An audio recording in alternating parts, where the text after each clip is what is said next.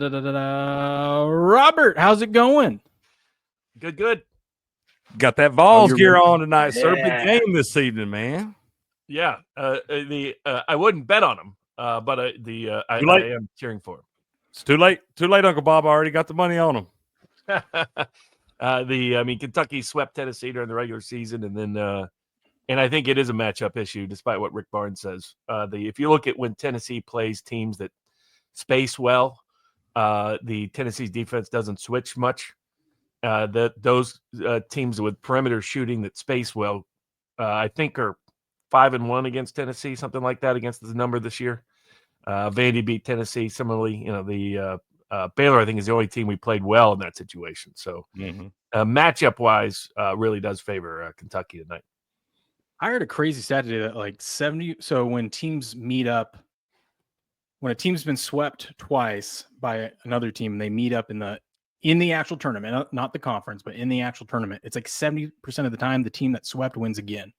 Oh yeah. You always hear it's hard to beat a team 3 times.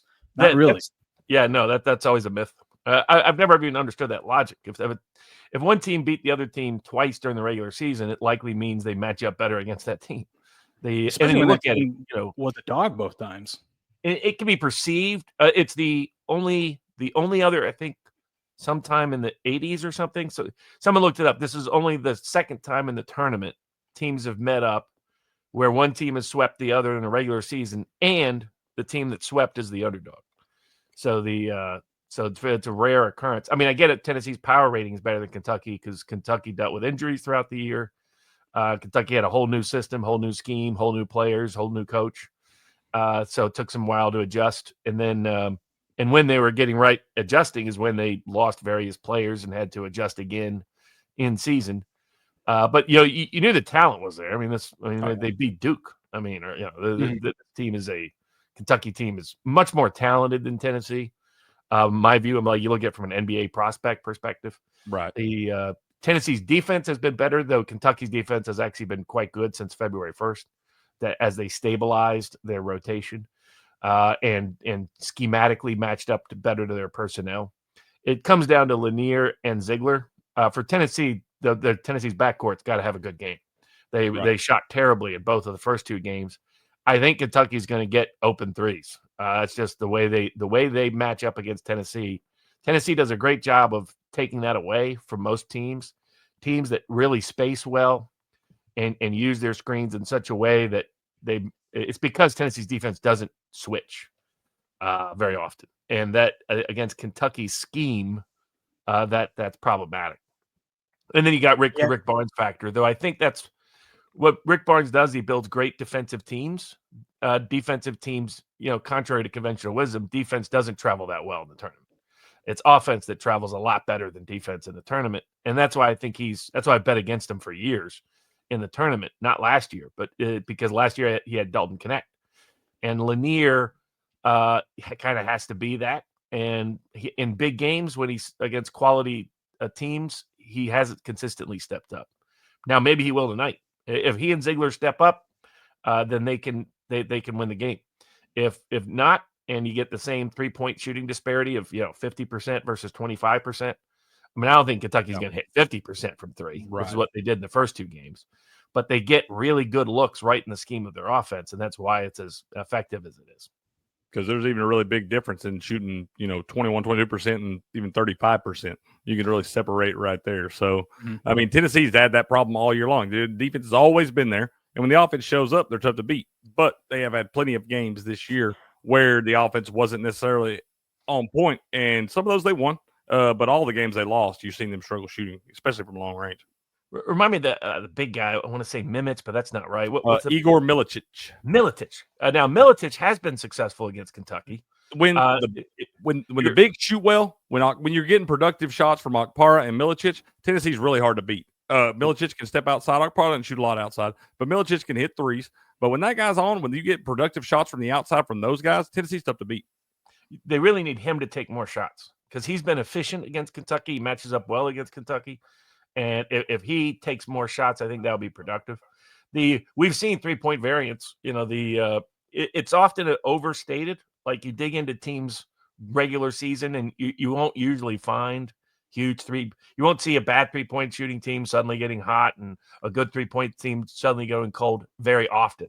Right. But man, we saw it on display last night. Good night. I mean, Arkansas is a terrible 3-point shooting team. They were red hot. Texas Tech is one of the best 3-point shooting teams. They were ice cold. Similar BYU, Alabama. Like, people think of Alabama as a good 3-point shooting team. They just shoot a lot of them. They're actually not good at it. Yeah. I don't even think they're in the top 100. You know who the best team is percentage-wise in the country, surprisingly? Oh, it's Houston. Yeah. They just don't shoot a lot, but when they shoot them, they make them. Well, Usually they're getting a rebound and dishing it back out to a wide-open guy. Yeah. Well, it's why I thought as a whole they were, like people were saying, they were the weakest 1 seed, and I thought just the opposite. Nah. They come in playing a much better schedule than their past years. They're out of the American Conference, into the Big 12, played a great non-conference schedule. Auburn and San Diego State and other real quality foes that they played. The X factor with Houston. What's interesting with that Houston-Purdue matchup is that Purdue actually matches up. Like, people keep saying they don't match up well. I think just the opposite. Like, for example, Purdue has played some great offensive rebounding teams. I think they played A&M and some other ones this year.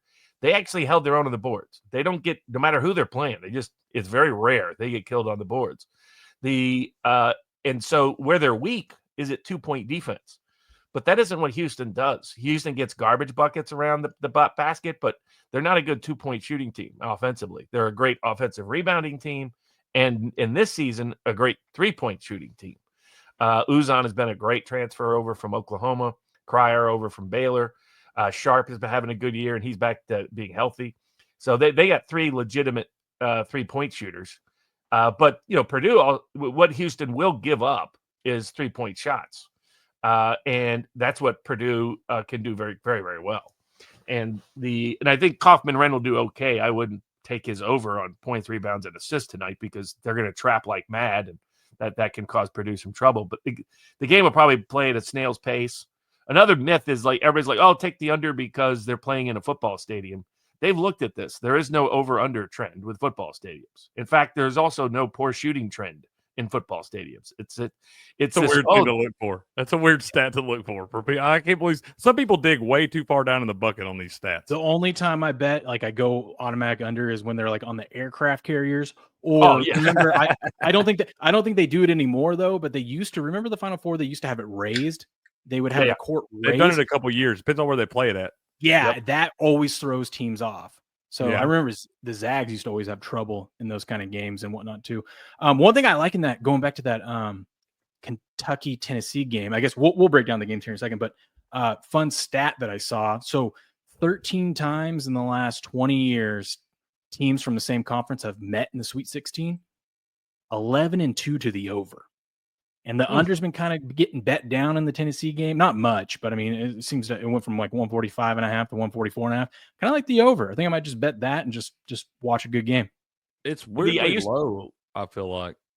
Well, I used to blindly bet unders in the NCAA tournament, and and now it sort of varies by game. Even though the first round went under, somehow my unders went like 500. So it kind of varies that way. But usually the second round, the Sweet 16 round is under. But I think yesterday was either 3-1, maybe 4-0 to the over. I think over. Yeah, I got 4-0. They all went over. They soared. Yeah. The first half, only one went under. That's the only one I have. The actually the best, if you break it down since COVID, if you just go from the COVID era on, the best time to bet under, the big craze has been the first half unders. But if you look at the first round, that Friday day, I think this year it went like, what was it? How many games were there? 16. It was something like 12-4 or something like that to the under. Yeah. It was crazy. It was still profitable the other day, but for some odd reason, if you look at the last 3 years, that Friday is the day that is the unders hit way more than any other time in the tournament. I don't know why. The gamblers are pounding. Usually the books move. They usually have the totals a point and a half higher than where like Ken Palm does, because the public in this round forward bets massively on the overs. And but the public cashed yesterday. I mean, to today, I think it's like 80-20, 85-15. Public is on every single over. So I would lean first half unders just for that reason, that I think the lines are a tad bit inflated. But you know, when I was digging into sort of the micro analysis, it was only about a point and a half. You know, you look at the projection of where most pace is going to go and where the offense and defenses are likely to match up. You would need a subpar shooting night from teams to actually hit the under. I kind of lean towards the under in the Michigan Auburn game, just because I think Michigan's got a solid defense, but their offense is just two guys. I mean, it's literally just Golden and Wolf, two big guys, and their perimeter guys, including Trey Donaldson, the former Auburn guard who transferred out. They're just not consistent at all. Like sometimes you look under the hood and you get something that's a surprise. So to give it, like you look under the hood with Michigan, they're just not a good perimeter shooting team. These guys have never really been good perimeter shooters. But on the flip side, you look at, say, Michigan State, popularly perceived as a bad shooting team.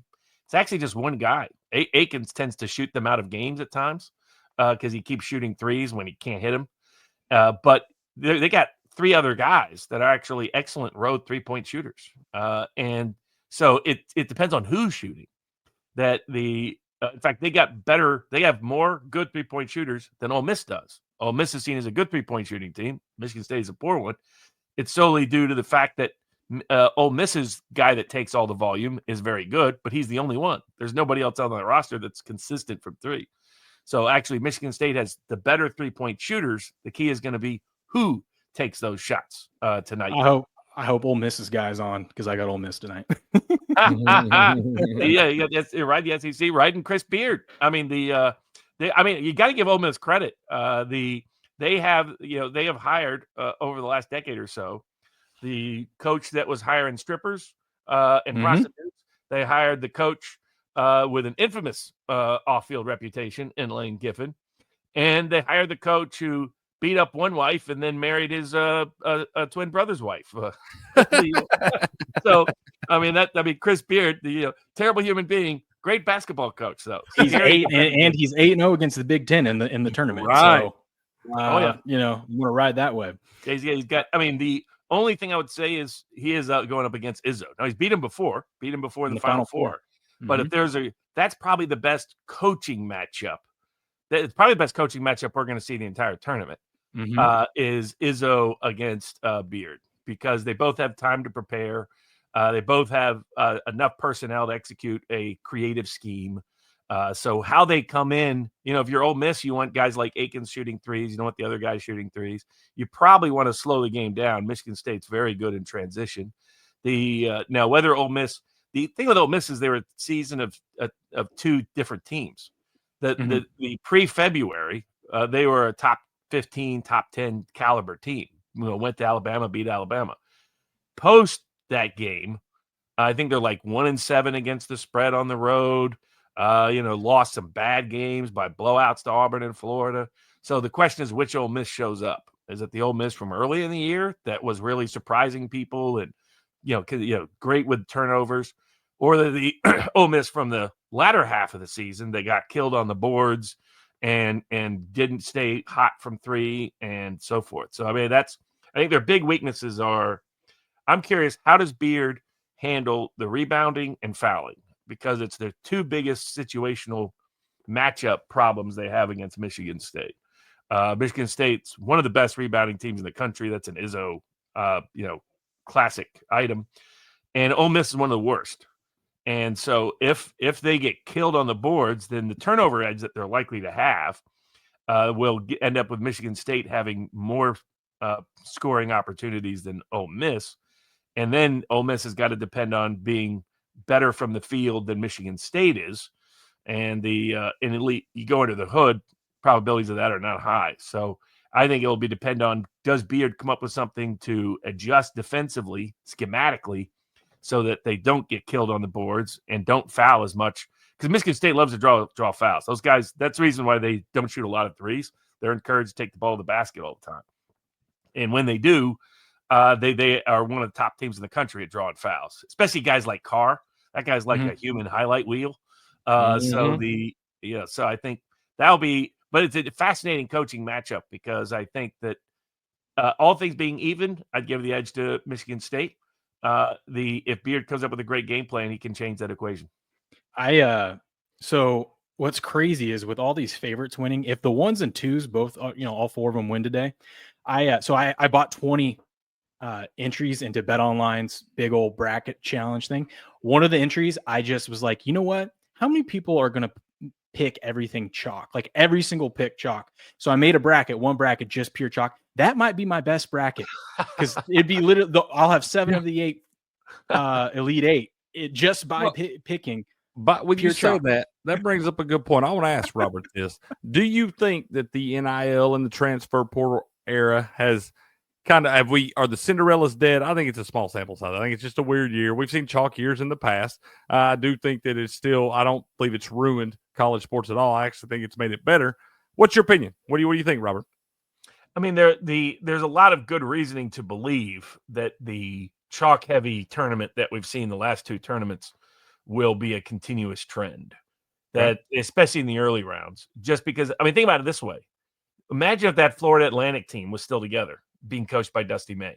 I didn't even realize players are John in L. Davis played for Arkansas. I didn't even, he had 30 points last night. I didn't even realize. He was a star. Elijah Martin at Florida, Golden at Michigan. And there's a 4th one. I'm forgetting what the 4th one is. But imagine those guys were still together with Dusty May, with that Final Four experience. They would have been an awesome, fun team to watch. Little Florida Atlantic. They probably would have been a top 4 seed. Fair enough. That's what we're kind of losing. Look at, say, New Mexico. New Mexico probably knocks off Michigan State if Toppin is still playing for them. Instead, he's at Texas Tech and helps anchor their comeback. Incredible comeback. Best game of the tournament, in my view. Biggest comeback for only overtime game. I think, by the way, you could have taken that bet. Somebody had recommended it, and I forgot to take it. There was something like 10-1 that there'd be an overtime game in the Sweet 16. And that cashed last night with that incredible Texas Tech comeback. Now, there's another thing. Especially from a gambling perspective, college basketball doesn't have the same restrictions as professional sports. Chance McMillan clearly was not going to play, and he didn't even dress. And they led everybody to believe that he had been at practice and that he was going to play. And he's arguably their best player for Texas Tech. And I didn't even take Texas Tech second half. We should have because it cashed, but as it turns out, because I was like, oh, McMillan is out. They're not the same team. I mean, how good they are, it's figuring that out, which is it's like Iowa State. I mean, both of those teams are great Big 12 teams, really, top, national title contenders with everybody healthy. Iowa State loses their point guard right before it starts. Texas Tech, it's clear. I think he's out. I don't think he'll be back for Florida at any time. If he's not even dressing, then whatever the nature of that oblique injury is such that he's not likely to recover during the tournament. And that's something that even if he gets to come back, we don't know what percentage he's at, and it could be one wrong move, and it's right back to square one. Right. And so you would think, guys love to play for this kind of situation, that if there was any chance he would play, he'd play against Florida, but they really need him against Florida. And so credit Texas Tech to make that great comeback. That's mostly because Arkansas's offense stunk all year. They got lucky. In my view, got lucky. They got hot from 3. That was mostly not. But I think it will be difficult. Look at Colorado State. Can't keep a coach, right? That's the second factor. One factor is the coaches, because they can leave and rebuild right away. Dusty May can go from Florida Atlantic to Michigan and not wait several years to build a program. Portal, and there you are. Yeah. Bam. So I think it makes coaching fluidity also easier. Look at Drake. That guy was 14 years in Division II. 1 year, Drake, boom, gone to Iowa. So New Mexico, I think, little Patino at New Mexico, building a good program, good little thing, boom, gone as soon as he gets the chance. So I don't think we'll ever see is something like we saw from a few years ago. Saw like Butler, who was considered a mid-major at the time and everything, make 2 runs to the national championship game as underdogs and all that. I don't think we ever see that again, because when they make that run to the national championship game the year before, all those guys are gone to bigger schools the next year. Yeah, and I think exactly. The problem is you really have to pull a complete surprise. You have to snag players or run a system that hits that year, because it's not. Look at the star for Drake, that great point guard they got that came up from Division II. He's transferring to Iowa. So So it's you can't keep the players. You don't have the money. You don't have the budget. I mean, look at what's happening towards the bottom. St. Francis finally makes the tournament. With a coach that's been there forever and small little program. What did they announce right after they made the tournament?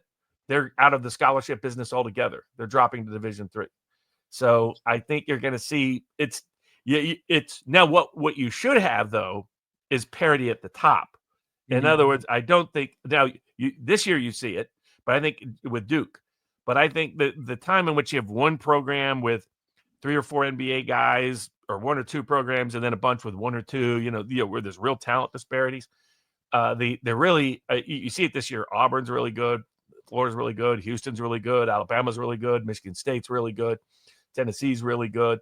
These teams that have made it, I think they're going to be more compressed. And then the question is, does that show up in the spread going forward? Like, for example, this is usually an underdog-friendly round. Now, they ended up covering 2 of the 4 last night, but no underdog won. Underdogs went 0-4. And so I'll be curious to see Elite 8, Final 4, Final. Do we see more competitive games? Because these teams, at least on paper, match up much more closely than some past ones have. And that's kind of what I like you it see. because we can't get a bad Final Four with the teams that are left. There's no bad Final Four, so that's going to be nice. Because you see, we all love the upsets. We love seeing the 13 seeds and the 14, all that stuff. We love seeing that. But what that usually does, if one of those teams winds up making a run, like a 15 on those years to the Sweet 16, usually winds up setting up for a real bad Sweet 16 game because they have to play some big dog and they beat them by 25. And, we just lose a game there. What it does now without having the upsets the first round, it creates some really good matchups late in the tournament. Yeah. And I'm curious to see whether that pays off because Alabama BYU on paper was great. Turned out not to be great. The fun match to a certain degree. Though that was just Alabama going absolutely insane from 3, and BYU. It was fascinating to watch. BYU on paper should have shot better from 3 than Alabama. Alabama shoots lights out. BYU can't buy a bucket. It's Texas Tech, Arkansas. That should dramatically favor Texas Tech from 3. Arkansas couldn't miss. Texas Tech couldn't buy a bucket. The Duke, Arizona. Arizona's not a good 3-point shooting team. They almost end up shooting close to 50% from 3 because Love has his best game of the year. This is a guy who's been shooting them out of games for 2 years straight now. And ever since he went on that Carolina run, he thinks he can hit everything. He's like Westbrook out there, just jacking up shots. But, he gets red hot hitting fadeaway threes to barely cover that spread against Arizona. One thing that was interesting is I was curious how much branding would impact officiating because historically in the tournament since the mid-90s, big brands, the Blue Bloods, really get a friendly whistle. Duke probably most famously amongst those teams under Coach K from the mid-90s forward. Duke really stole that title against Wisconsin. Wisconsin deserved that title. That was some of the craziest calls ever. But you watch last night, Arizona got the friendly whistle, especially at key points throughout the second half. The Duke was in more foul trouble in both halves than Arizona. And as a whole, they're schematically, Duke doesn't foul a lot. It's not like they're Houston, right? Houston's whole MO is, hey, they're not going to foul us. They're not going to blow the whistle 1 out of 3 times. So let's hack the hell out of everybody.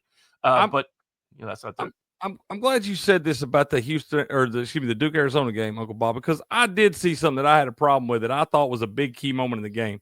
And it was the identical plays. You got the whole hook and hold, flagrant foul thing and all that stuff. And they called one against Arizona under the basket there against Knipple. And it was a good call. Well, the exact same things happens a couple minutes later. And it's a hook and hold too. It would have been against Duke, and it would have given Arizona 2 free throws in that spot, plus the ball. And it was when at the game was a 7-point game, I think. So that's a big play in that moment right there. So I know they kind of try to even out, but I do think you're right. There is something, and I hope they don't do it tonight in the damn Tennessee game like they did in that SEC championship game where they try to make it just a foul fest. I hope they let the boys play tonight because that's what we want to see, be able to get up and down the floor. We don't want to see guys get in foul trouble because you look at the SEC championship game, Igor gets in foul trouble early on, doesn't really have an impact on the game at all, and it affects Tennessee's whole way they have to be able to scheme up in that thing. So I hope the refs just let them play tonight. We don't have that, but I do think you're right. I think there's something to those Blue Bloods getting the calls in the key moments.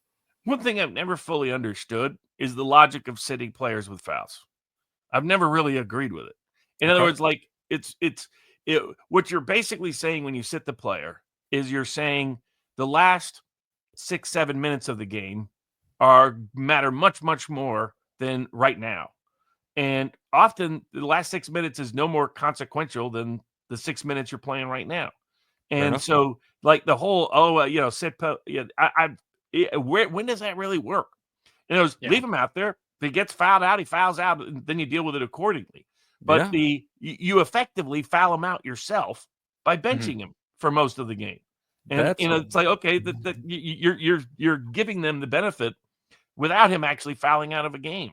I've never been a fan of the sitting players period on foul trouble. Just let the game play out the way it is, unless there's some particular matchup or the player's mentally out of it. And That's what I was gonna say. If it was like 2 quick fouls, maybe pull them out for a couple minutes to let them just regroup, Yep. and then put them back, like you said, put them back out there. Don't wait. But if it was like Don't- 2 quick fouls, within a couple minutes, it's like, okay, let's get you off the court, let you, restart, get you back Plus, out there. you take your team out of rhythm, you take the player Mhm. out of rhythm. I've just always thought that was in the fear that something might happen 20 minutes from now. They basically give the other team what they want now. And, Folks- and I just don't think that's a way to coach. But there's almost no coach but there's only a few coaches I've ever seen buck that leave guys out there with perceived foul trouble. Folks, that's why he's the best, man. I ain't never really thought about it like that, Uncle Bob. I really haven't. But you think about it, you say in the last 7 minutes of the game so important, all that thing. You might not be in the damn game in the last 7 minutes if that guy don't play all the way through. And I had never really thought about it like that. It's kind of early at a young age. They teach you get 2 fouls early, you got to sit for a little bit. But you're right. And also, if you got a guy, especially a guy that doesn't commit a lot of fouls, he's going to know, like a Jemai Meshack or something like that, the best defender in the country. You got that guy, you can have enough trust in them to know that they're probably not going to commit that. I never really thought about it that way. That's very interesting. So it'll be I'll be interesting to see tonight. I think my favorite underdog from a betting perspective probably would be Kentucky. Unfortunately, Well, funny you say that. I have a question for you guys. You know me, I'm in all sorts of contests, so I'm still alive. I have this daily survivor, but then I also have a tournament survivor, right? So the daily survivor, every day that there's a game, you got to pick someone, and then you can't use them again. And then the tournament survivor, right now in the Sweet 16 Elite 8, we have to pick 2 teams for the whole round. It was 3 for the 64, 32, and then it's 2 for 16 in Elite 8, and then 1 for the Final Four and 1 for the championship. I have Alabama. My other picks are locked. These ones don't lock until the first game starts. I have Alabama, which one, and then I have Ole Miss. Now, what I was thinking was in my daily, I could just pick Michigan State and at least survive one of mine, But I pick Kentucky right now just because, one, I kind of like the matchup, like Robert was saying, but 2, my co-host is a little salty tomorrow morning because his Vols lose. At least we got something out of it, At least we got something out. You'll get some content. I would use the team you like the best that you don't plan on using the rest of the tournament. That's the other thing too, and that was Ole Miss. I liked Ole Miss the best, but I don't want to go both entries in on Ole Miss. Yeah, no, don't tie them both up. Yeah. But here's the other thing too. This tournament, hold on. This is the other factor of it. So the daily survivor, the top prize is only $250, whereas the tournament one, I believe, is like $2,000. Let me see. Ooh, that is a factor. That's what I was saying. So this is the one that I need Ole Miss. I can't change it. And this one shows me who people have picked. So we've already got, there's like 500 something people in. Who have people picked? The top picks are Alabama, that one, Houston, Tennessee. That's another reason why I kind of want to pick Kentucky on the other one. Yeah. Michigan State, Texas Tech, Auburn, Florida, Duke, and then it goes down from there. Obviously people. Purdue's a big underdog, but there's more people that have picked Michigan than Purdue. That's it. There's such a backcourt mismatch between Auburn and Michigan. I think people are just assuming Auburn's underachieved the last couple of weeks, and Michigan is overachieved. And so I think the biggest public bets that I'd seen so far were Michigan and Houston. The public was trending. Oh yeah, BetOnline says like 70% of all the wagers tonight have some sort of Houston money line parlay tied to it.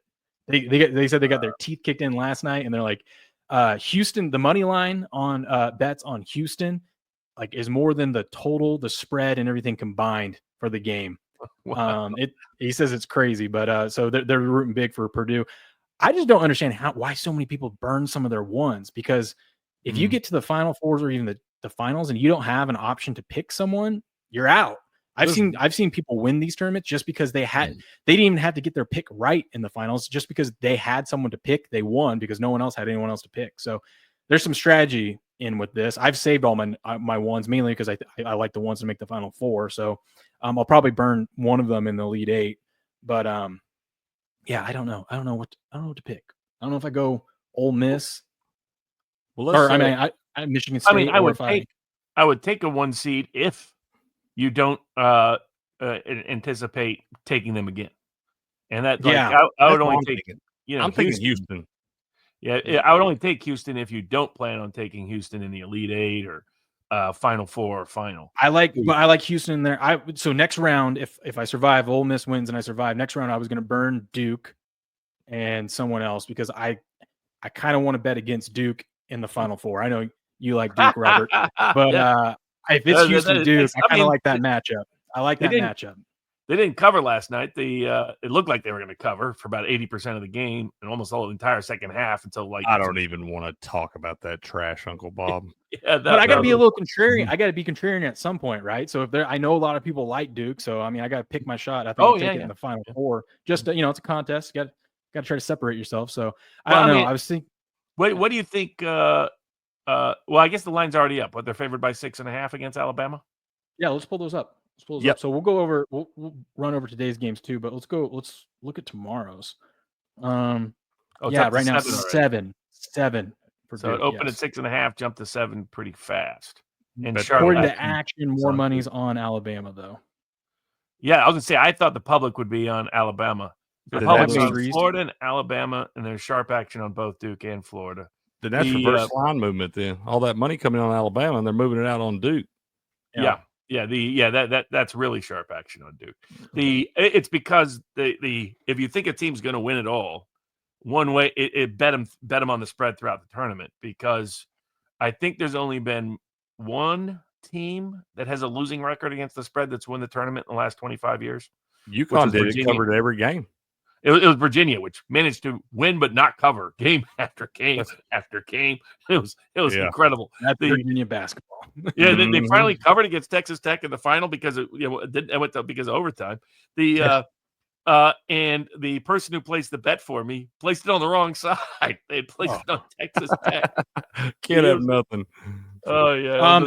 That does say Duke -7 at even money though. I'm looking at Bet Online. It is still -6.5, -112. So. Right, so it's probably still -6.5 most places. You usually don't want to be middled on games that get this heavily bet. So they really are. That's why you haven't seen a lot of movement. The biggest movement you saw was Florida against Maryland. What's interesting is that movement usually had been, often you want to follow the steam, not in March Madness. In March Madness, when lines move by 2 points or more, the line tends to have moved incorrectly.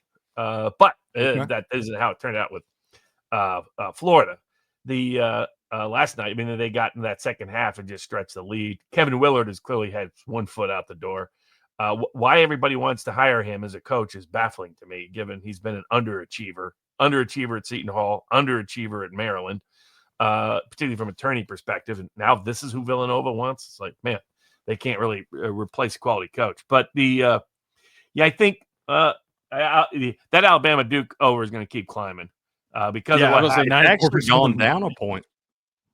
Oh, so that's very sharp action on the under. And I assume it's 2 things. One, they're betting against the public. Alabama, in Alabama games, the game just goes over a lot. Yeah. There is a correlation. If you like Duke, you could probably parlay Duke in the under, because when the games go over, Alabama covers at a high rate. The key question in that game is, will Duke likes to play really slow, but they'll run like they did last night with Arizona. And so that's the X factor is, will Duke play Alabama style, or will they realize that, BYU tried it, didn't work. Will they realize, no, we need to slow this game down, make Alabama work defensively? Because if they're able to slow it down, high chance they cover. and go under. So there's probably a bit of a correlation there that might be mispriced in the same game parlay markets. That thing Yeah. says it opened at 168.5. I never saw that.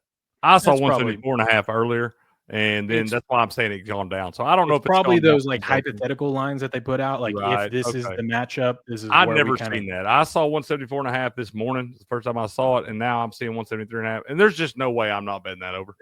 You know, I did take a live bet last night when it got up to 196.5, and I just needed Alabama to quit hitting threes, and they didn't quit hitting threes. So that game went way over. You can ask Will and the folks, Uncle Bob. I have been riding in Oh. Alabama overs for 2 months now. Yeah. And this is the one I could see this going under. I only took that under live because Alabama was blowing them out, and there was a good chance the game would slow pace and so Yeah. forth. But with Duke, there's at least a decent chance. I would lean under in the game just because there's a decent, but I would Blowout wait. factor. I mean, I'm surprised the line. I mean, it's because of how sharp the sharp action is. But once the public starts pouring in, or early on Saturday on these bets, I would assume this line would go up because usually lines move in response to sharp action. But when there's lots of public action, that's when they move just in whatever direction the public's in. And so because there was sharp action on that under last Alabama BYU under, it didn't matter. It kept rising. So I would assume this goes back up to 175, 176, something like that. Unless the bookies really like whoever the sharp better is and think, oh, we're just going to rake it in from the public on this. Right. But they could easily increase it a point and a half, 2 points, and still get 85% of the bets on the over. Right. That would actually make more people bet it, I think. I think if it goes up some, I think you'll see more people coming on it.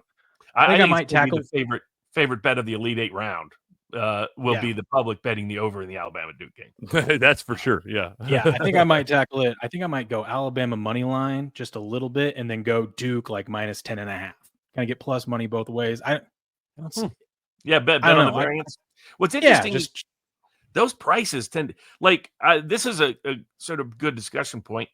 The common logic in the sports betting community is that outside of key numbers in the NFL, you should never tease. And I love teasing. And what always struck me about that was for those who don't know, teasing means that it's basically a parlay with two teams, but you change the line. You move the line 5 points more or 6 points more, depending on what the price, what teaser points you choose. In college basketball, 5 is is almost like 7 in the NFL to a certain degree. In other words, that you're basically, it's minus 200 to move the line 5 points or more. Which corresponds generally.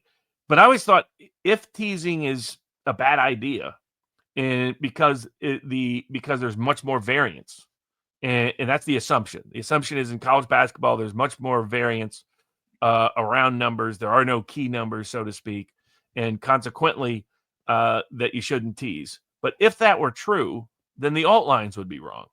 And was one of two. They can't be pricing alt lines as if teasers would hit. If teasers don't hit, and yet you look at the alternative lines, they're tightly priced as if the variance theory is a myth.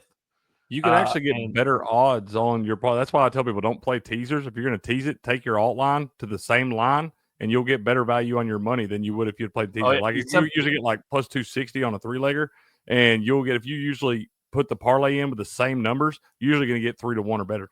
What you got to look for is if you're doing your standard, like if you say your standard tease, 2 leg, 6-point tease in the NFL, if it's minus 120, if the money line is minus 285 or higher, so like minus 300, minus 315, the teaser of like a minus 6.5 point favorite is a great bet. But if it's like, sometimes you'll see a 6.5 point favorite, but the money line is minus 255, you actually want to bet just the money line straight up at minus 255 because each leg at a minus 120 teaser, each leg is minus 285. That's what it's valued. Yeah, okay. What's fascinating to me is the degree to which there's still mispricing in the market. And what I mean by that is what you guys are referencing. In other words, that all those things at the same sports book should be priced the same. And yeah, I'll give an example. Let's say you're betting soccer and you have the what's called the Asian handicap because it originated out of the Asian sports betting markets, where you're betting on effectively what's called the goal line, and particularly in hockey, it's called the goal line. you'll often see this, like if you go to Asian handicap and let's say a team's just basically favored to win, it says -0.5. You might get -130. And then you go to their money line on the money line page, which is the identical bet, and it's -120. And it's like, why in the world is there these price different? Yeah, you see that a lot. I think it might. I haven't studied this. I was just thinking it might have to do with all. I mean, we have the FanDuels, the DraftKings, all these different books, and one of more public bettors coming in, and everyone loves to do those big money line parlays. So I wonder if that kind of affects it in some way. Maybe skews it. Maybe it's definitely so it's something that they create opportunities right in their own book that you see edges that don't match up that should match up, and my hunch is that if you just bet whenever there was an edge, you'd probably make money over time. We were talking about it with the MLB. We were talking about underdogs. If you like an underdog to win in MLB, you put a unit on the underdog, let's say, and then put a half unit on the alt run line of -1.5, because most of these games don't. I mean, what were you saying, Kirk? 26% of the it's like 26% of the games historically end in one-run games. So if you're betting the money line in baseball, you should always be putting at least a half unit on the -1.5 too, because way more times than not, they're going to win. If they win the game, they're going to win it by more than one run. That's it's some of the alt lines. Like I've been looking at now that alt line popularity is growing. It was rarely available in sports betting until the last 2-3 years, with the massive growth of DraftKings and FanDuel in their efforts to get market share. They love to offer exotic bets. Now I don't know how much like DraftKings is getting a reputation as being anti-sharp. That if they think if they had honest advertising, DraftKings would say only losers welcome. Well, they'll limit you. If you know how I hate it, because they'll post. You'll see on social media they'll post a guy like, look at this guy bet $20 on this massive 15-leg parlay and cash it for 50,000. What they don't tell you is they'll pay that guy his 50,000, and then they won't let him place another bet for more than $1 or something like that. Correct. Straight up. They'll advertise it to get people to come in, but they'll limit the hell out of him. I'm like, that is just dirty. It's astounding to me that they have the market share they do. If I always tell people, don't use any book that's going to that doesn't want successful bettors, because that's not going to be a book you can use consistently. The fact they're taking your business is probably a strong indicator that they think you're going to lose money over time. But I mean I have people who place bets in, following the sports picks, and they're getting severely limited at DraftKings. Even like March Madness, I thought, okay, March Madness, they were like limiting it to $200. You could bet on a team, period. Like if you tried to bet alt lines or you tried to bet futures, anything else. No, they're like, no, you've reached your maximum amount you're allowed to bet on this team related to the tournament, period. And I was like, what? How absurd. And that pisses me off when I see stuff like that, because it's like they're literally handcuffing you to where you can't beat them in the long run when they do stuff like that. Exactly. And I think now what's interesting is FanDuel has not taken that approach. They don't have that reputation of limiting sharp bettors. So sharp bettors like FanDuel a lot better than DraftKings. And FanDuel usually offers the same portfolio of options as DraftKings does. And what's interesting is FanDuel is more profitable than DraftKings. So, FanDuel's strategy what you should do is, if you're a sports book, you always, like the Westgate Superbook out here in Vegas, the all-time classic great sports book anywhere in the world, has never limited or banned bettors unless there's something unethical or something else going on. Right. They take every sharp action. If you're a sharp, you can always get your money down at the Westgate. The reason is simple. They want to know where the line should be, because the myth out there is that the sports books want 50% of the money on both sides. That's unachievable, unattainable. If you understand anything about the nature, you're not going to get 50-50 on the Alabama Duke under. That was true. You would never see a reverse line movement. Yeah, exactly. Correct. Yeah. And so the smart sports books want to be accurate. In other words, if they're 50-50 accurate, doesn't matter which side the public's on, whether they got lopsided action, as long as they're hitting 50-50, they're going to make money on the hold. And they could particularly make money if they think the line is wrong and the public is off, because a sharp better tells them the line is wrong. They move the line in favor of the sharp better. That gives them a sharper line. And if it gets more action from the public, good for them. They make money over time, and at least FanDuel's strategy of accepting it. But my theory has been the great threat to FanDuel and DraftKings and these big sports books is if we ever fully embrace betting exchanges. Those are the peer-to-peer betting exchanges. Yeah. During this March Madness, I've done more bets on Kalshi than I have on anything else. But there's bet openly and stuff like that too. Did you take? I didn't have any money left in my Kalshi account, so I couldn't take it. Guess what? Texas Tech was at the 3.5 minute mark when they were down by 8. Probably like 2 cent. I was going to say, 50 to 1. You could have taken live. It was like the nature of basketball. 6-7 points is nothing, especially with several minutes left. And I was shocked that what I've noticed is, and by the way, you couldn't get those live odds at any sports book. It's there's something I've noticed. They really overreact to runs in college basketball. The bettors that are on Kalshi, they either they hit the panic button or they get real gleeful and they really jump in and hammer those markets. And it's like you have day traders in there. They start panicking, like the stock starts going down. Oh God, we got to get out now. I for the first round, even if there was a team, I liked looking at underdogs. And even if I didn't like the underdog, like I liked the favorite to win, how many times have we seen? I mean, you could look at Florida, for example. It was way too close at halves for the first 2 games for them. Even last night, it was close for them at half. It was only a 2-point game. I could get a team at like 25 cents, and if at some point they take a lead and they're up by 8 at half or something like that, if that thing got up to 75 or 80 cents, I just sold out. And that's what I love about Kalshi, because you can pre-enter those orders. You don't even have to be there, right? Yeah. You can put in, okay, I want to buy at this point. I want to sell at this point. And it'll do it automatically for you. Yeah, you have to pay the tax of, like per exchange or whatnot. But the fact that you can cash out of a bet is why it's worth it to me. Because you could cash out, then you could buy the other side if you like it. Well, the other thing is what you're seeing in the betting exchange that basically is peer-to-peer, is what Kalshi effectively is, just an intermediary. The same with Polymarket. Though Kalshi does a better job of managing their the rules aspect than Polymarket does. You can rig Polymarket, and it's becoming a big problem with Polymarket. So that Polymarket has this sort of Bitcoin influenced idea of having people vote on whether or not a bet paid off or not. And they're making ridiculous decisions. The most absurd one was after the Venezuelan election and Venezuela's, the person that the West didn't want to won, according to the Venezuelan government, which, normally that's how you determine who won an election, whether you like or dislike how the election was conducted. It's what the government authority is. Instead, Polymarket claimed the other guy had won. The guy had not won. And they gave out the winner for people. And so then what you're betting on is you're not betting on the actual outcome. You're betting on how are the people going to vote at Polymarket to decide whether it's a win or not.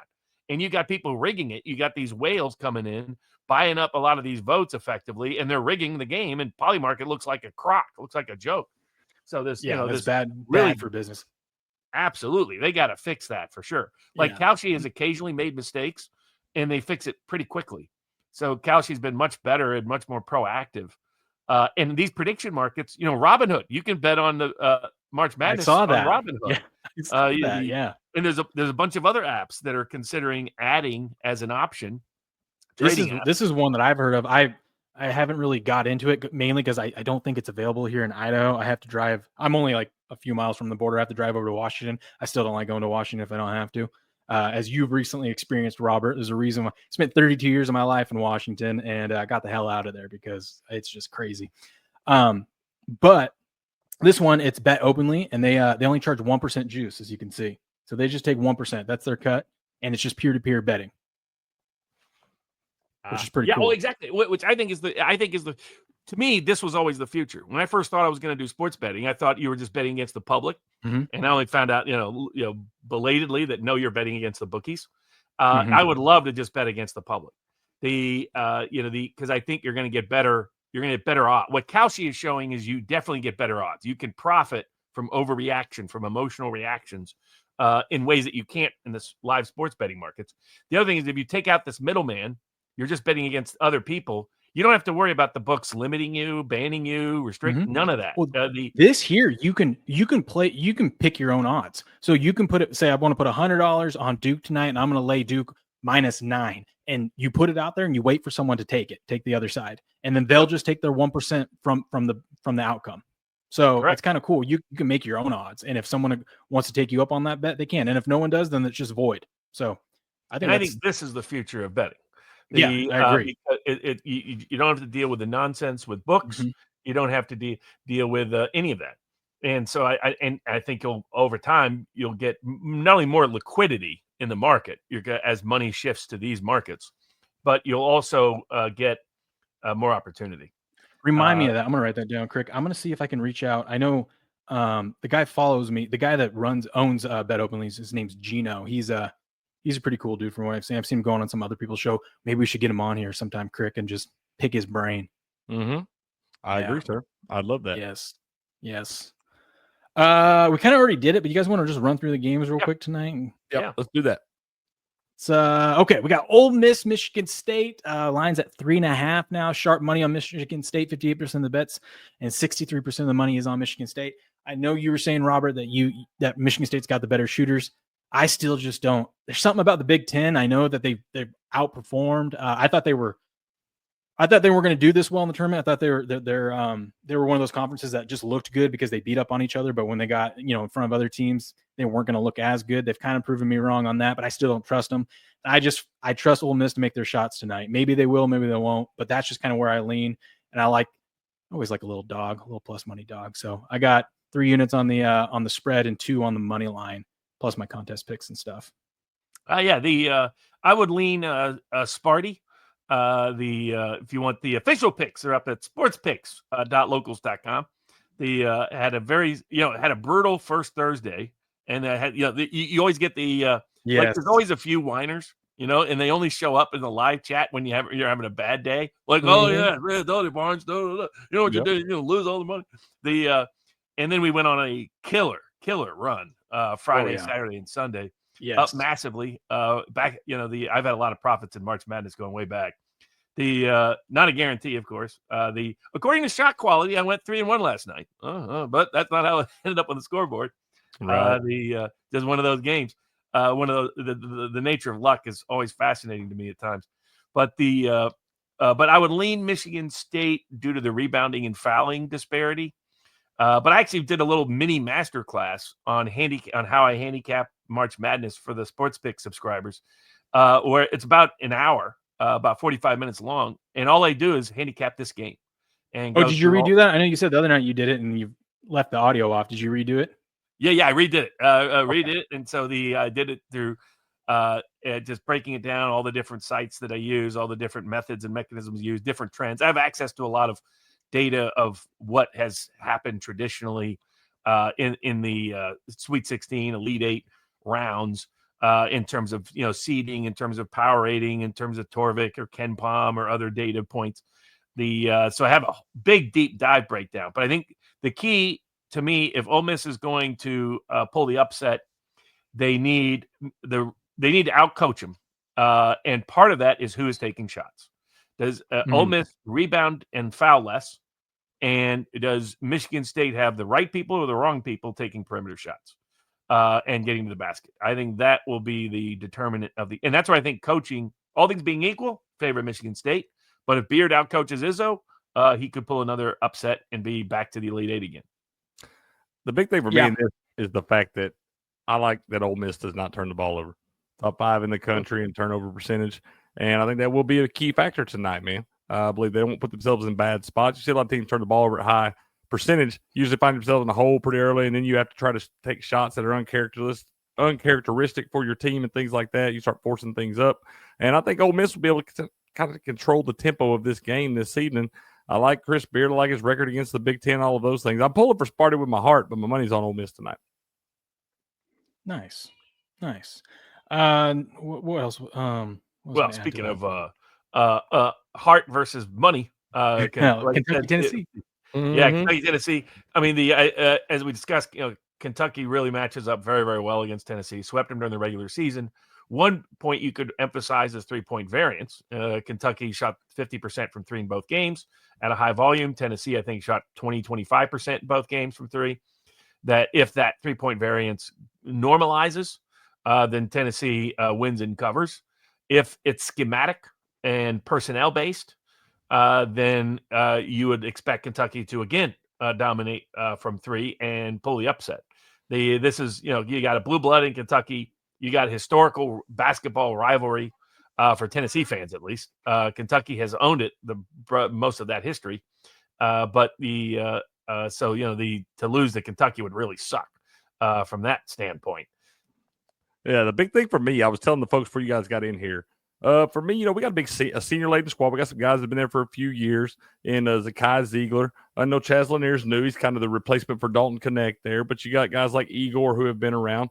I really like Cade Phillips, the young guy there. He gets and gives you some productive moments. I like Felix Akpara a lot. I like to call him Block Para, Uncle Bob. I like that guy a lot. But I think the glue that holds it all together is Jordan Gainey. One of my favorite players. That guy is always going to give you some high-quality minutes. Now, whether he's going to hit those shots or not, that's what we need him to do tonight. He gets on these streaks, and he's liable to give you 3 or 4 threes in a row, bam, bam, bam, and then he's liable to have a whole half. He can't throw one in the ocean. So we need that guy. He's always going to give you good minutes on the defensive end, which most Tennessee's guys are. You can't go play basketball at Tennessee if you ain't going to play defense. And so they're going to give you that. But I need Jordan Gainey to get me some points. And like I said earlier, I need to see the big guys in Igor. I'd like to see Igor shoot, be more aggressive with the ball. When the bigs are more aggressive trying to score, Tennessee is a better team. So tonight, really, for me, I know it's the whole three games. They beat us the first 2 and all that. But tonight, I just feel like Tennessee's going to be focused, ready to go. So I'm betting with my head and my heart in this one, I think. One little tidbit for all these games looking at player props. I haven't ever done a deep dive on player props for college basketball much.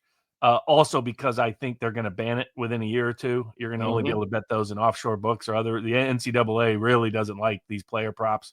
They think it invites. I kind of wish they would take it away. And I understand the logic. They're worried about influence. And so I would only worry about the influence with the low. Now that these guys are paid, I would, worry about towards the tail end of the bench, not towards the top end of the bench. But one mistake I'm seeing made, like a bunch of sharp bettors had under Cooper Flagg yesterday.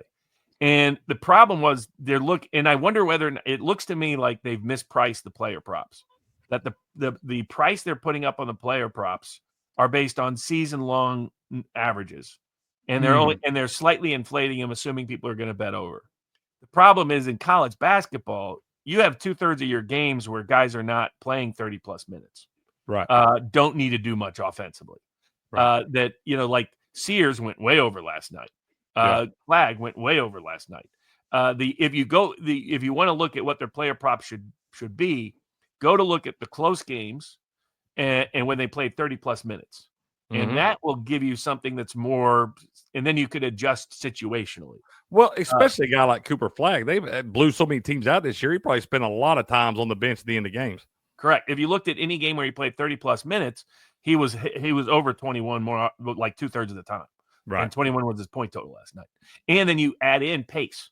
You look at an Arizona team that wants to push pace. What does that mean? More possessions. What does that mean? It means more points. So, from you can even look at the games where that they're focused, right? Like every game in the tournament, they're going to be focused and giving it their all. You can go back through the season. There's a handful of big time games that that they're going to be focused on and see how they did in those games.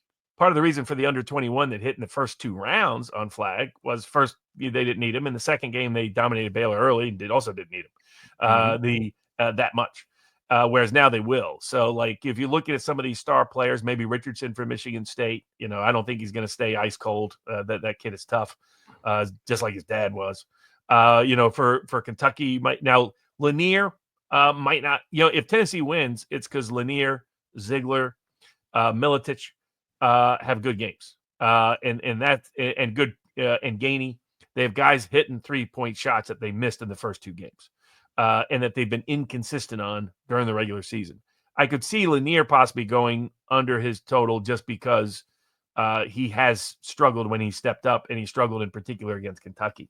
But as a whole, I would say that some of those prop bets are actually, even though the popular bet's always going to be the over typically, I think they're still being mispriced, at least if yesterday was any example. Another thing I forgot to mention on the Michigan State game, I want to get your opinion on this, Robert.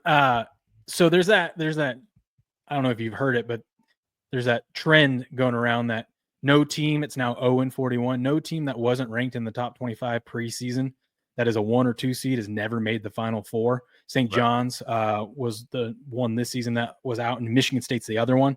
That's another reason why I kind of like Ole Miss. I know this isn't to go to the Final Four, but just looking at spots to fade them where they might slip up. But there's got to be something to that trend if it's 0 and it's 41 to this point. Yeah, I think what they're mostly capturing is teams that lack offensive talent that use defense to ride through the regular season. So if you look at a lot of those teams individually, that's what, like St. John's was a classic example of that they were overachievers all year long. Now they also played in a weaker conference. Big East was down this year. And they don't shoot threes. Yeah,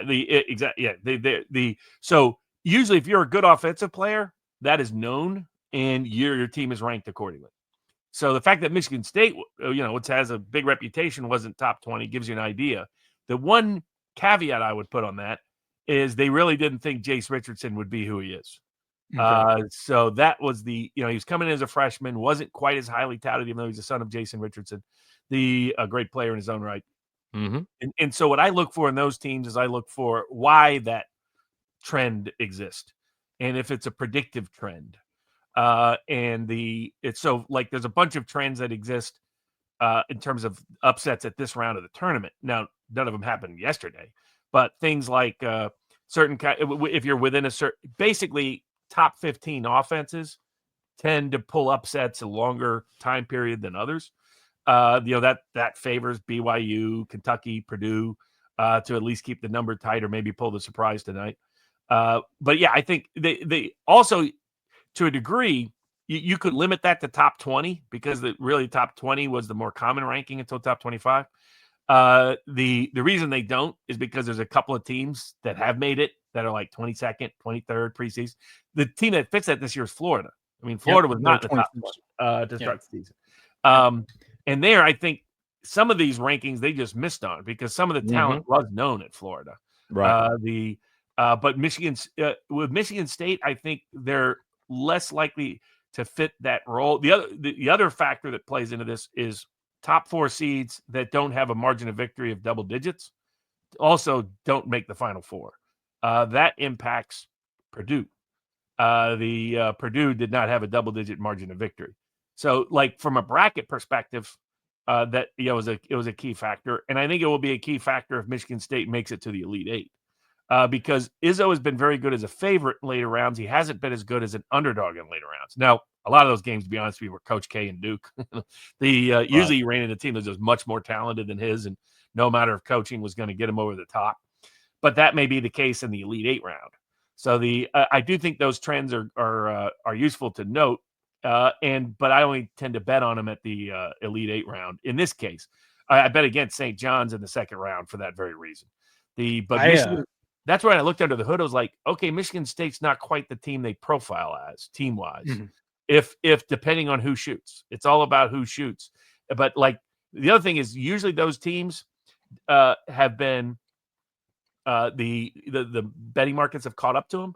One thing with Michigan State is Michigan State went on. Now they were behind on Ole Miss first half of the year. Ole Miss was covered at a crazy rate, but then Ole Miss failed to cover the second half of the year almost all year. As the market started to overprice what happened to them early. Michigan State was undervalued all year long, which is very rare for an Izzo Michigan State Sparty team. But I think they covered like 8 out of 10. They went 10 out of down the stretch, 10-5 against the spread on the road and at neutral sites this season. One of the best records left in the tournament. So that profile counteracts the whether they make the Final Four. But I think the key to whether they make the Final Four is who shoots the ball in this game, and if they make it, who shoots it in the next game. If Akins keeps jacking up, Kyle Love kind of threes, which only last night did he actually hit those at any good rate, in the last 2 years. Mm-hmm. Then Michigan State will struggle. If Sparty gets Richardson going, if they get Carr going to the basket, if they get the big guys around the basket, if the other 3-point shooters they have take the 3-point shots, they're going to be a tough out. I'll have my Calci bets ready. I'm just shocked Michigan State wasn't ranked preseason because like it's I like in feel like college he has football. that a lot, man. Izzo has a lot of teams. He No, comes. but He's a great coach, man. He's a they like great to coach. in that 21 to 25 range, like in college football, they just like to put like even though no, they think teams are going to have a down year or something like that. They like to throw the big names in I there. feel like Blue all the bloods, years like he that. makes Well, deep runs, I feel like they start out unranked. I may not be true. I haven't stat checked it or anything, It's but to more me, of it seems like every year they do. more of that. a recent phenomenon. Right. When he went on the great run in the '90s, then he had some really great teams. They got upset occasionally in the tournament. What he struggled with is building good offensive teams. They're usually Right. good in transition, good on defense, good on the boards. And what usually trips him up come the turning time is he doesn't have reliable offensive players. He has That is players one that- thing. He's Yeah. probably got the best offensive backcourt he's ever had. Complete offensive backcourt as far as getting complete. production. I from all mean, of them. that combination of Cleaves and that great shooter that made it was Oh late. yeah, they want a natty with those guys. Yeah, it was a different level. So he's going to be a tough out just because it's Izzo. But I think as Richardson developed, that's what changed this team's profile. Mhm. They went from just being a defensive, great rebounding, good transition team to all of a sudden having an elite offensive player. Now he didn't show it in the second round against New Mexico, so he's a very young, he was, true freshman, I believe. Right. So that'll be the factor there. But I think, on paper, the first two games are expected to be close. Now, one other component with this, talking about Final Four trends, if a number one seed had a preseason All-American, this is like the counter to that. Like it's the same version of the, opposite side of the same coin. Those teams that don't have elite offensive talent, they tend to be underrated preseason, but tend to be overvalued in seeding in the tournament. Okay. The flip side is number one seeds with preseason All-Americans, and there was a legit talent on that roster. They make the Final Four at an over 50% clip. Okay. Whereas one seeds without that, it's like 20%, 15%. It goes that's way a big down. drop off. Yeah. And that favors Duke and Auburn. Those are the only one seeds that had a preseason All-American on the roster. Houston did not. And it would be kind of a shock. Houston's been knocked out in Sweet 16, I think, back-to-back years, though injuries were a big factor there. They were. They're playing a Purdue team that's weak defensively, but good out everywhere else. But only weak interior. And you saw with Painter, he adjusted against High Point McNeese. On paper, these are teams that love to go to the basket, and Purdue was awful at defending at the basket. So what does he do? He totally changes his defensive scheme. He decides, I'm going to sit in and let you shoot threes because you guys don't shoot threes well. And what happens? Purdue wins and covers both games. So I'll be curious. That isn't the strategy, though, against Houston. Against Houston, they're better reverting back to their original. They defended the perimeter very well all year. It was the inside that they were getting killed at. You're better off letting Houston, letting Roberts and those other guys do their mini hook shot routine than you are actually packing the paint. You pack the paint, Houston can kill you from three. So Michigan, Auburn, public loves Michigan. Like they loved Arkansas last night. They love Michigan tonight, and I kind of get it. Auburn's limped into the Sweet 16. Is this the first time you ever seen like a team 2 weeks before the tournament, clear number one favorite to win it all, has a little rough stretch, one, injuries, but two, they locked up the SEC so early, and then they just had a little. Who was it? A&M that they played, but A&M needed that game. They lost to A&M the game after they locked up that on the road in a game A&M really needed to win. So you expect a letdown there. Then they lost in overtime to an Alabama game in the Iron Bowl of basketball, and then they lose to Tennessee in a close game in the SEC tournament. Those are not bad losses. No, and everyone just, I'm not saying everyone, but people quickly went from Auburn's going to win it. They're the favorite to, I like Duke and Florida now. Auburn's kind of taking a back seat. What have you done for me lately? The one caveat with all that is whether Broome is hurt. That there is a theory that Auburn has struggled in these games because when he re-injured his shoulder, that he's not quite that he's not the same guy. That and his stats have dropped off a cliff. And I think I wouldn't take Broome's over tonight just because, the Golden Wolf combination inside is going to be a lot to handle on both sides of the ball. I think if Auburn wins this game and if they win and cover, it's going to be because they're backcourt. They got four or guys.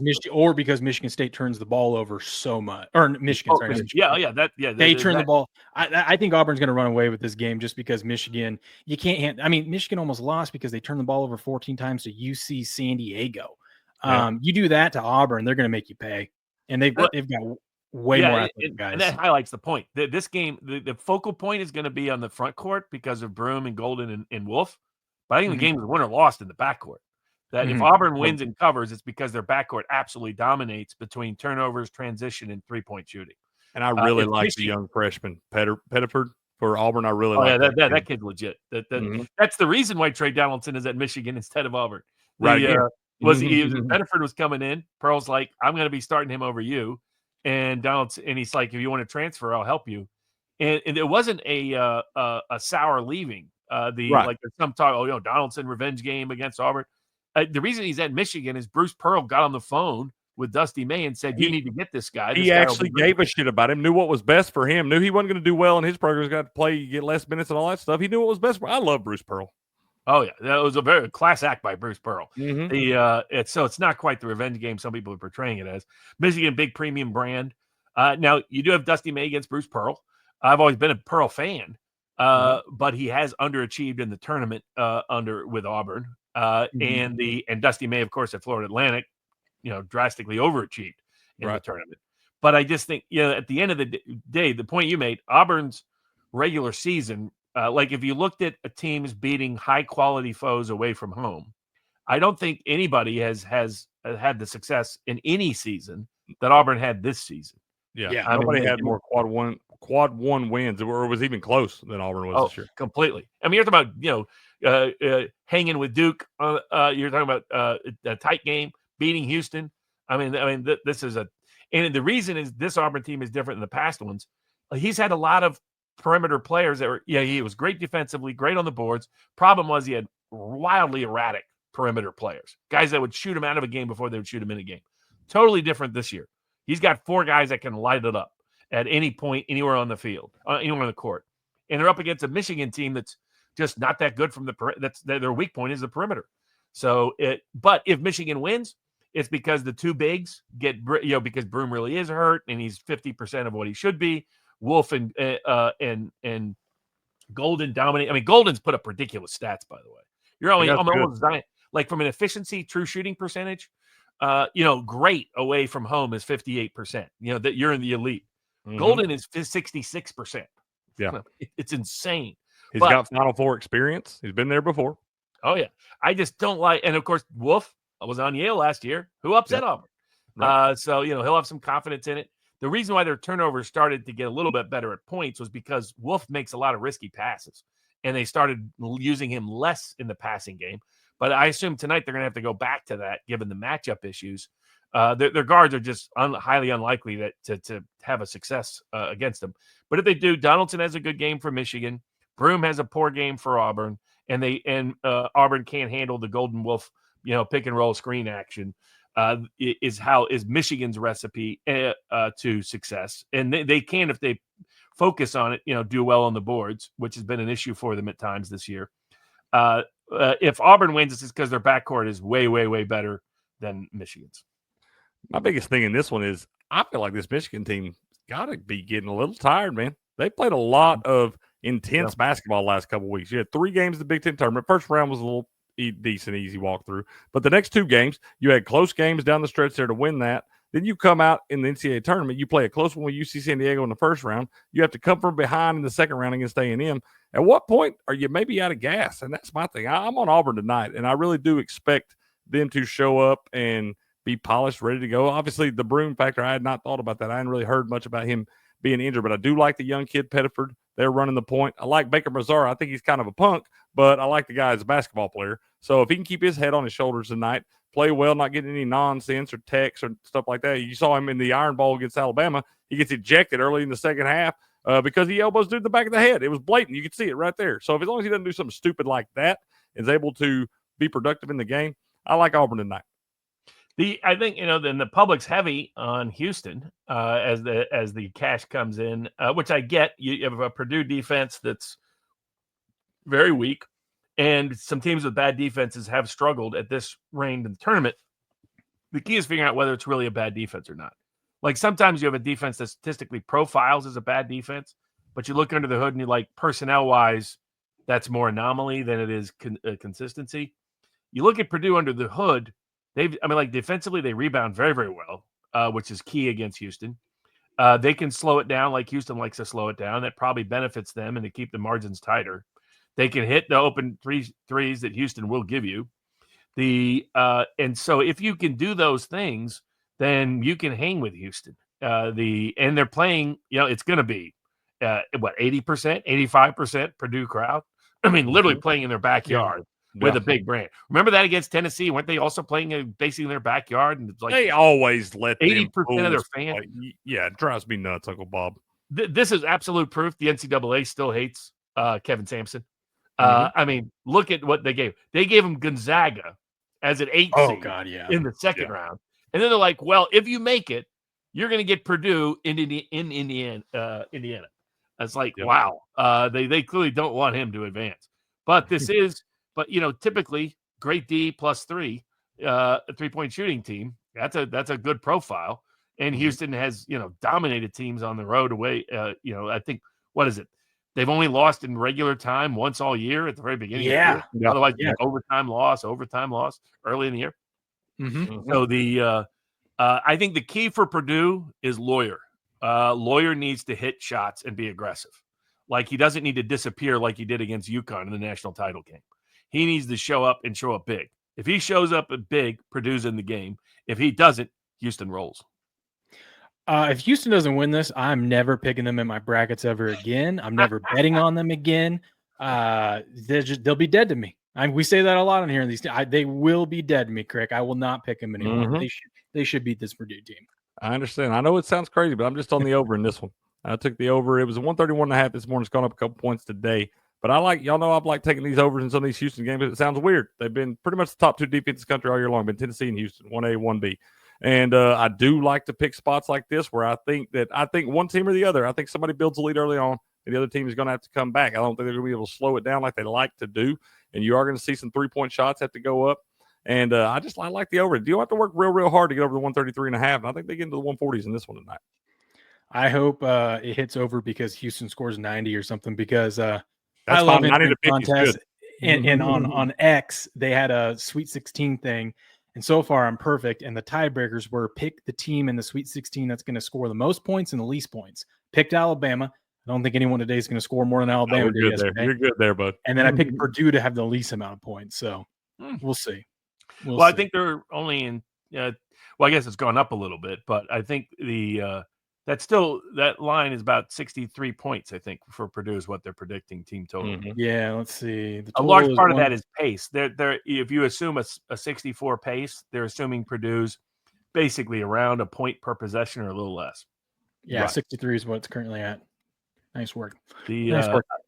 Yeah, I mean, I think if you like team totals, which are an interesting option, like last night, actually, those would have cashed that I took them. I just sort of was experimenting a little bit with it, but you could, if you like a certain part of a game, but you're not sure about the other part of a game, like if you like Kentucky's offense, you could take the Kentucky team total over.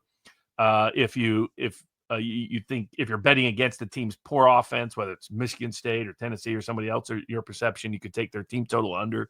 It's another way to sort of it's so many diversified ways you could bet with these days that there's multiple money making opportunities if you spot an edge. That's Absolutely. Like last night I took the Alabama game, took the over for the game for 3 units, and I took Alabama's team total over 9.5 for 2 units to kind of hedge out a little bit because I felt like Alabama could get over their team total and the game may still go under due to the blowout factor there. So I was kind of a little hedge on that and wound up both coming through. So it can work out for you. You're pretty safe on Alabama because we've even seen Alabama scoring the 90s and still lose a game, right? There was one of the only Alabama overs I've lost all year long. It went under by 1.5, and Alabama and Kentucky combined for like 37 missed 3-pointers in the game. Yeah, so I'm like, just get one more. That's the variable. And I think for Saturday's games, I mean, I think if Texas Tech had McMillan, I would take them to beat Florida. Without McMillan, it's going to be a bigger reach. But I'm not totally – like the interesting thing, they keep saying that Florida has great shooting. If you look under the hood, really only Clayton is consistent from 3 away from home. Mhm. Richard's really up and down. Elijah Martin's really up and down. He's kind of stretching to get to be a 3-point shooter anyway. He's always been more of a mid-range guy. So the Florida doesn't quite Texas Tech, at least on paper, has more better 3-point shooters, though McMillan was key to that. And without now, one upside is I think Texas Tech's Hawkins is real little, but against Clayton that won't be as big a deal as it was against all those big guards for Arkansas. So he might not and what Texas Tech proved last night is that they are resilient. Doesn't matter what the situation is, what the score is, what their injury rap is, whether they're missing shots. They just got Toppin is mentally tough. Williams is mentally tough. Anderson is mentally tough. These guys have proven it. I mean, this is a team that went to Houston and beat Houston in Houston. So that's who Texas Tech is. They could easily knock off Florida. I thought Florida was overhyped coming in because of the great SEC tourney run, because I think everybody but Clayton is unreliable. I mean, they were really lucky to get by UConn. UConn probably should have upset them in that game. I like that, though, because you got a team, a 1 seed going up against the, former back-to-back champs, not as good as they were the last 2 years, obviously, but they still were the champs. They still got talented guys. They found themselves losing the whole game, and then they found a way to go on a 15-3 run in the last 3 minutes when they needed to. So I kind of like that for Florida going forward, that they got battle tested like that. That's like the Tech thing. did.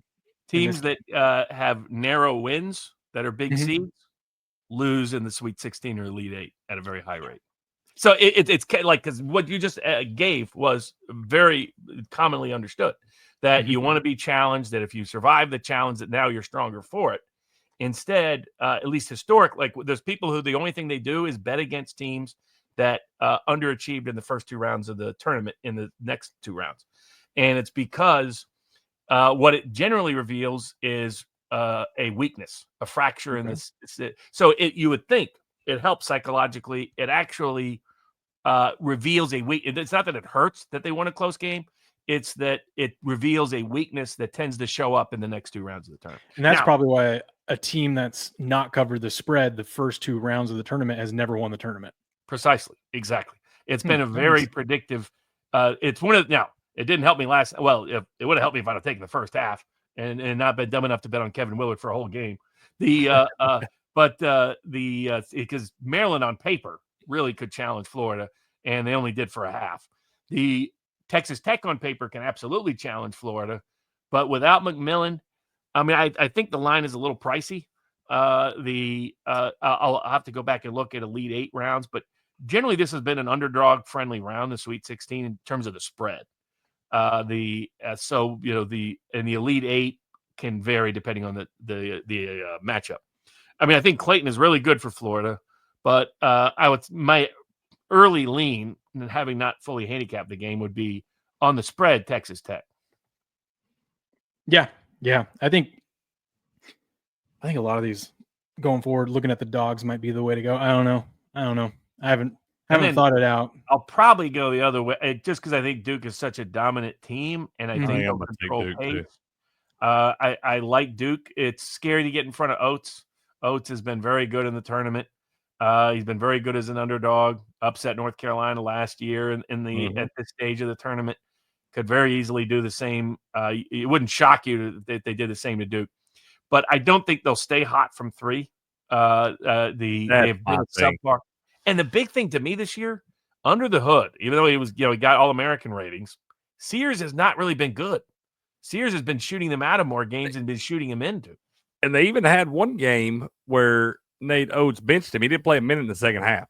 And I don't know if it was some locker room stuff. Maybe the head was getting a little too big, whatever's going on there. But they wound up winning the game. I think it was against Missouri, maybe. But they wound up winning the game. But since then, you've noticed he's become a little more of a team player, distributing the ball and things. I think Nate was about tired of it. Yeah, well, I think him getting hot might have been the worst thing for him, because he's one of those guys that once he hits some, he starts jacking them up from everywhere. Yeah, and that works when you're staying hot. But usually that tends to backfire, and you get like an 0 for 4, 0 for 5, 0 for 6 kind of game. And he's had a lot more duds than studs this year. So and then you add it's little Mark Sears up against Sion James. Good luck getting your shot against that Duke defense. Yeah, and that's my thing. I'm always a big regression to the mean guy. I like the laws of averages and things like that. And the fact that you just set a record that had been 35 years old last night, and you go above by 4 and all the, I don't see them making. I don't know that they make half of what they made last night.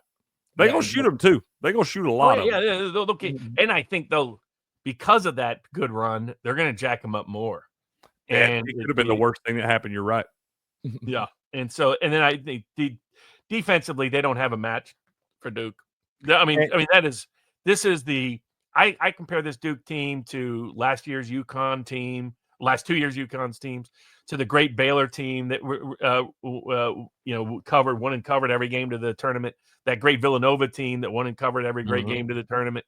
That because you got so many, they can beat you from the perimeter, they can beat you from the post, they can beat you off the dribble, they can beat you in the half court, they can beat you in transition. Every single player is tall, every single player is quick, every single player is smart. I mean, I don't know how you. I mean, Kneppel is. He would be the best player on that team without Cooper Flagg there.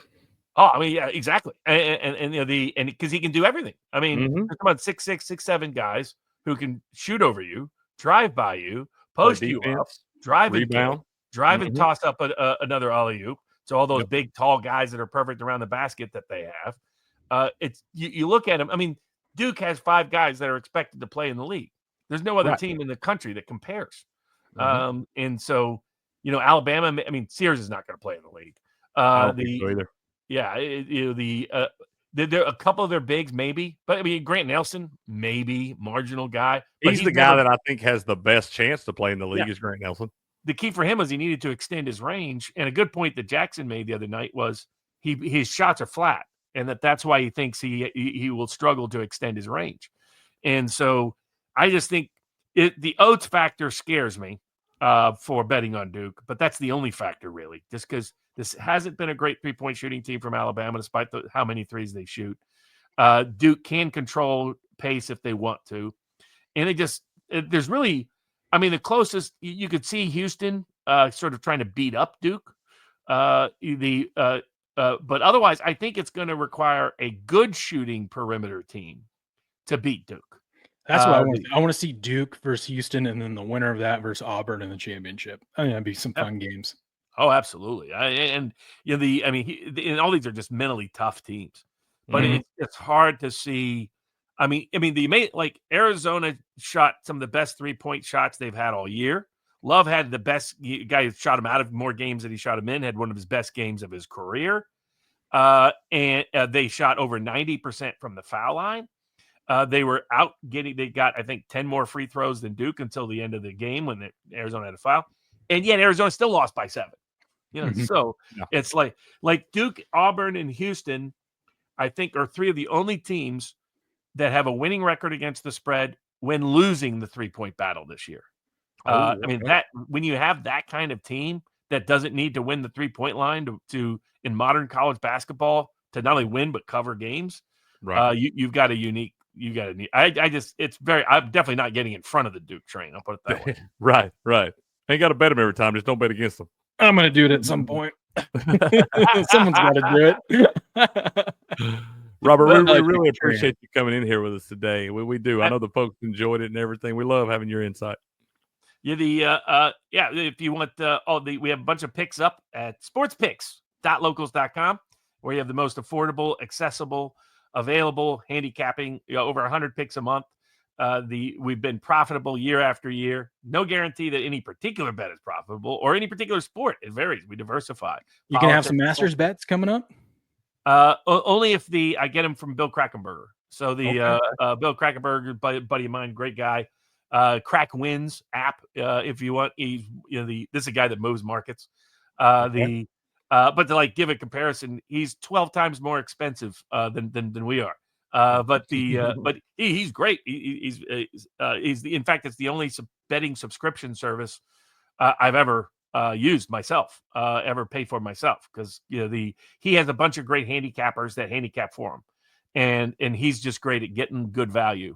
Getting shopping for good lines, getting good money down in multiple places. He learned that in part with Billy Walters, who he worked with for many years.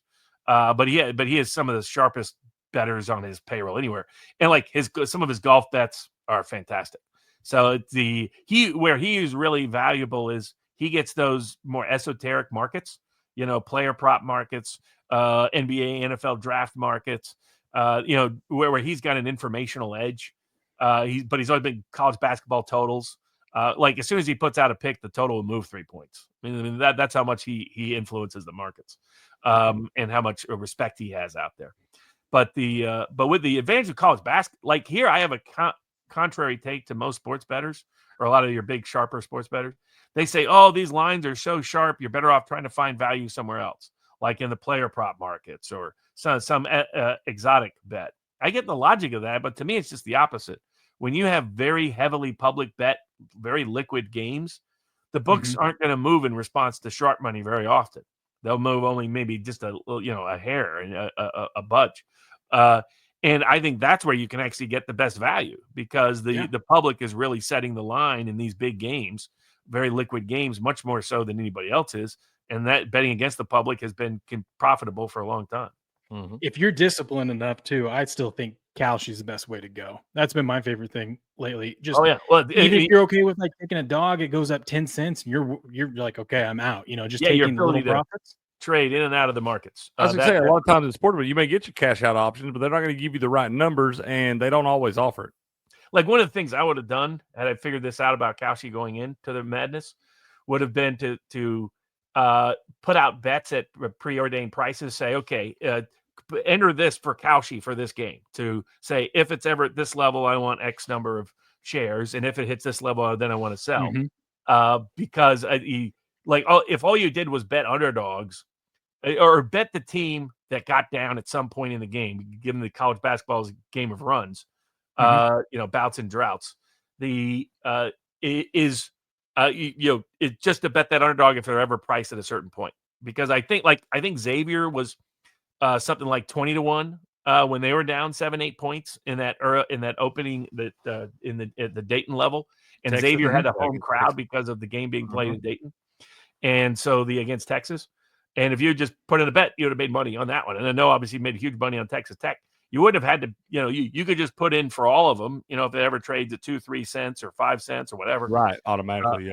Yeah. And you could have made money. I made money on one of the picks you gave out was it Robert Morse? Yeah. Yeah. At one point they fell down to, what was it? 3 or 4 They went ahead cents? with 7 minutes left. I got in at 3 cents. It went up to 8 cents and ended up selling at 7. Yep, I was just like in and out. You can double your money, triple your money. Yeah. It's been extraordinary. The nature of the runs is not captured in by the Kalshi bettors. Kalshi bettors. I don't think overreact. No offense to the Kalshi people, Kalshi bettors. I don't think they're the sharpest when it comes to sports. No, not at all. Compared to if you go to Vegas. Also, you're getting honest odds, right? Like why are cash out odds tough on sports books? Because they know what the real odds should be and they screw you. Yeah, they play on your emotion. To either beg at you're a little scared. But what happens with Kalshi is you get honest odds in that emotional reaction because it's bettors themselves setting the line effectively. Because it's just whether somebody else will take the other side of that action, and some have priced it in advance clearly. Because I was shocked to see it drop the way it moved. I was like, okay, 7-8 points with 2 minutes, 3 minutes, 4 minutes. That's nothing in college basketball, especially when you have the better team that's down. When you have the more talented, I was shocked that you would have a team. So, like, if you had the better team, clear better team, say they were down 8 at halftime, they would be the underdog at that point in the betting market. I'm like, you haven't watched college basketball that much. These guys are going to come back and blow them out in the second half. Okay. Yeah. And usually until this year, if a team was leading at the half, they covered the second half spread at like a 58% clip. This year, they're not covering it at a 58% clip. I think only the second time in like 30 years in the history of the tournament. So